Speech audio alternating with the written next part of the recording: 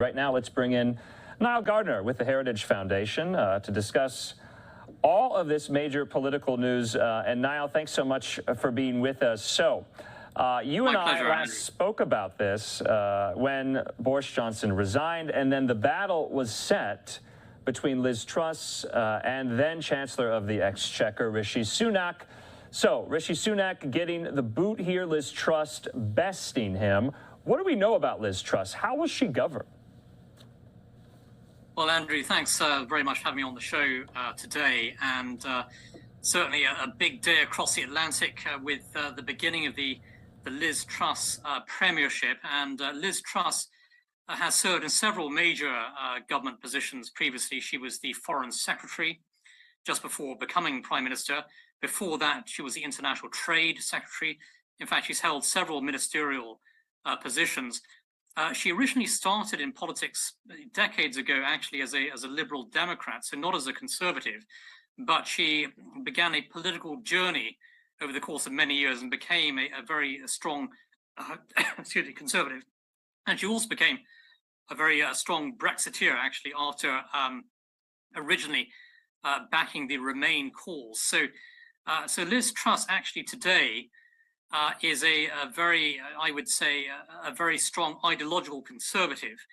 She's also somebody who has tremendous admiration for Margaret Thatcher, and she has sought to base her own leadership style upon the example of Margaret Thatcher, and she has pledged to implement Thatcherite policies in the United Kingdom, and that includes policies like cutting taxes, reining in the size of big government, reducing regulations. So she is basically a tax-cutting conservative who also believes in the powerful projection of British leadership and strength on the world stage. She supported increasing British defence spending to about 3% of GDP. It currently stands at just over 2%. So she's somebody who believes in a robust British military presence on the world stage, while at the same time, I think she wants to grow the British economy basically by cutting taxes overall. So you had mentioned some of her previous positions on very hot button issues to which she has recently changed some of them, maybe not so recently as well, having to do with her position on the monarchy. She used to be, way back when, a proponent for abolishing the monarchy, I think when she was in college. She was not so keen on leaving the European Union, although coming around to become quite a strong and forceful Brexiteer. And that's kind of what we heard today, Niall, about some of her detractors, maybe, some of her opponents, some criticism that she is a fair weather politician. She goes wherever the wind blows. What do you make of that?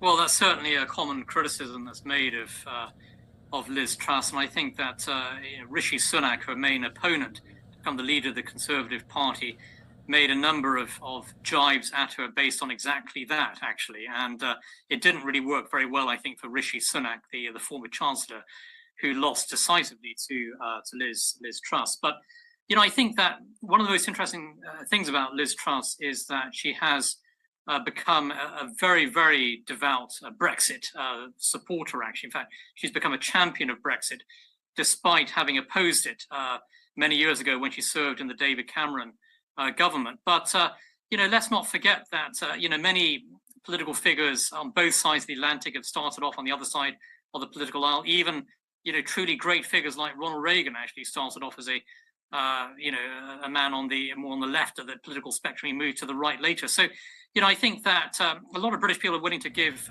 Liz Truss the benefit of the doubt here. And she has had a very successful record as a Conservative cabinet minister over the course of the last few years. And I think she's been an absolutely outstanding foreign secretary.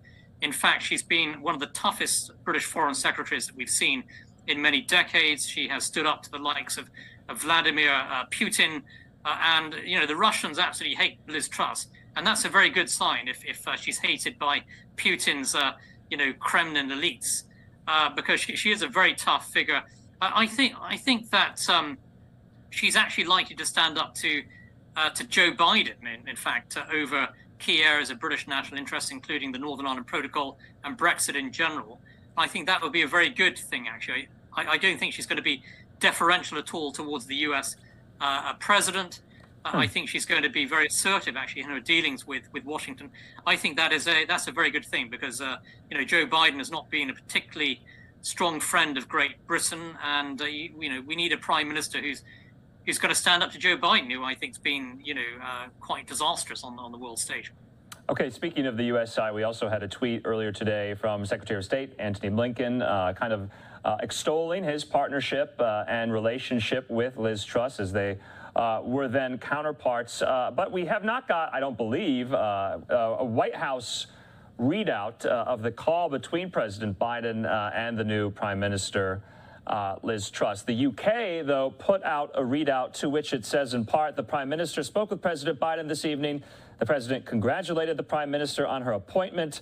The Prime Minister looked forward to working closely with President Biden as leaders of free democracies to tackle shared challenges, particularly the extreme economic problems unleashed by Putin's war. The Prime Minister and President Biden reflected on the enduring strength of the special relationship, and they agreed that the partnership between our countries, fortified by our shared values, has been crucial for defending and advancing freedom and democracy in the world. I just wanted to read in part from that statement. So they name-checked, Niall, the quote-unquote special relationship.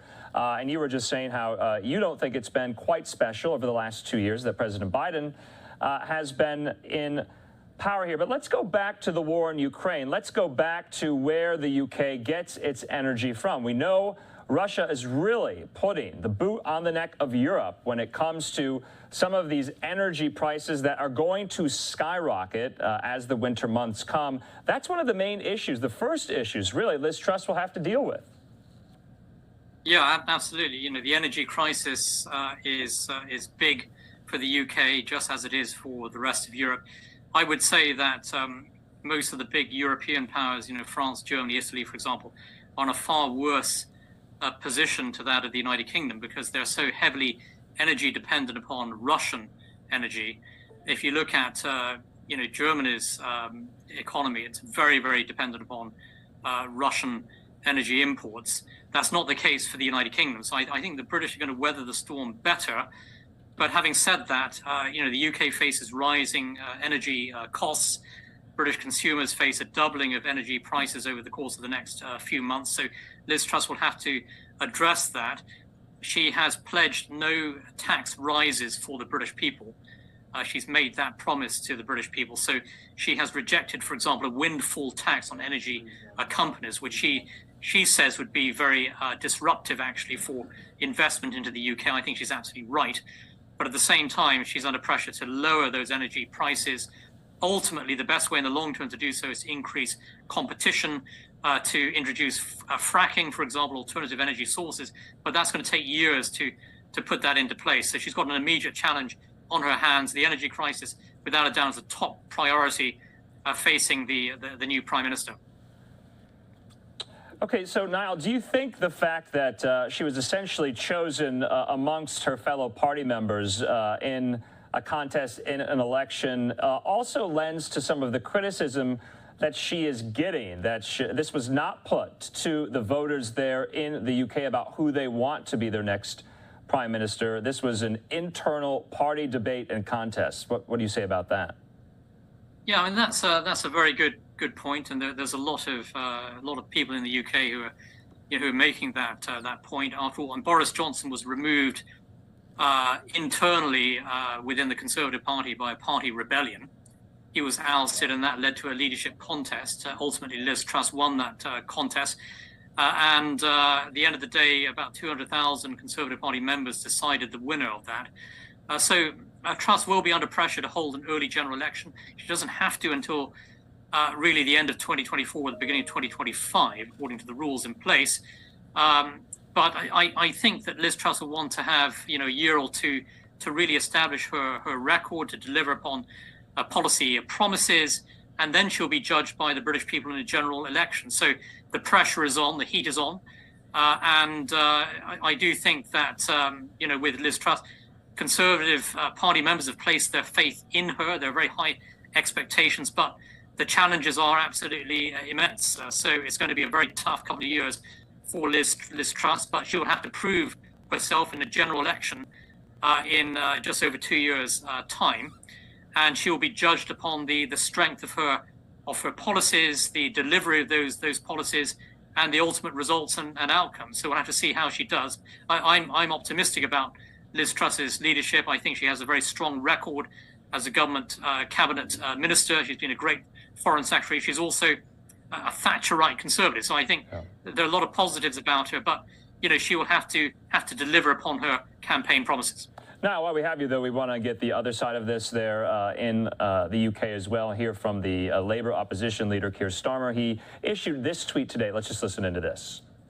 Well, we've heard far more from the latest Prime Minister about cuts to corporation tax over the summer than we have about the cost of living crisis, the single most important thing that's bearing down on so many millions of households. And that shows not only that she's out of... Okay, so we just heard a little bit of that there, but it was plain by, that was Keir Starmer. He says, I hope Liz Truss can meet the challenges facing this country, but so far she's spent more time talking about cuts to corporation tax than the cost of living crisis. Now, your response on that end?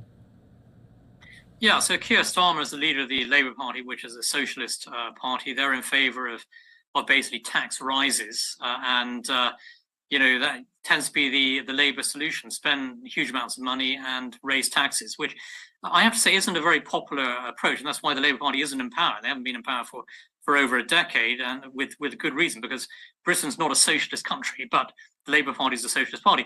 Now, so Keir Starmer speaks there about corporation tax. The Boris Johnson administration had planned to raise corporation tax from, I think, 19% to 26%. Liz Truss has rejected that. The reason is that she thinks this will kill investment into Brexit Britain, and you need international companies to invest in the UK to create jobs. She's a believer that if you actually cut taxes, you're going to create more jobs. If you raise taxes, you're going to kill jobs. And I think there's a great deal of truth to that. That's a philosophy that Margaret Thatcher followed, and Margaret Thatcher was extremely successful in creating jobs in the 1980s. So Liz Truss is actually pursuing exactly the same approach that Margaret Thatcher did in the 1980s. Britain should be cutting taxes, not raising them. So Keir Starmer, I think, represents an outdated socialist big government philosophy that the British public has not embraced for a very long time. Interestingly, though, what Sir Keir Starmer is saying is exactly what the Biden administration is doing in the United States. It's not working in America. It's raising inflation. It's a job killer. It's not a job creator when you raise taxes and when you raise corporation tax. It just actually forces corporations out of the United States, and they're going to create jobs in other countries, actually. So it doesn't work. Okay, Niall, just last question for you, because you and I have talked about what is the political future going to be of outgoing Prime Minister Boris Johnson. Are we going to see a political renaissance soon? What do you think he's going to do out of power? Well, Boris Johnson is certainly, I think, one of the great political figures of our time. He's the man who delivered Brexit. He won a stunning election victory in 2019 that delivered a huge Conservative majority. He's a larger-than-life politician, and I've met Boris Johnson on several occasions, and I think he's an extraordinary political figure. He's not going to go into the wilderness. I think Boris will be back at some stage. He models himself on Winston Churchill. We've had a number of political comebacks. That will be the plan, I think, for Boris. So who knows? We could see Boris returning to frontline politics in future years. In the meantime, I'm sure he's going to give some big speeches, return to writing, his political column. You'll see him all over TV and so on. But Boris, I'm sure, will be back. All right, Niall Gardner, as always, we appreciate your time and your insight into so many of these big stories, especially there in the UK, and we will talk to you again. Thanks so much. Many thanks. I look forward to it.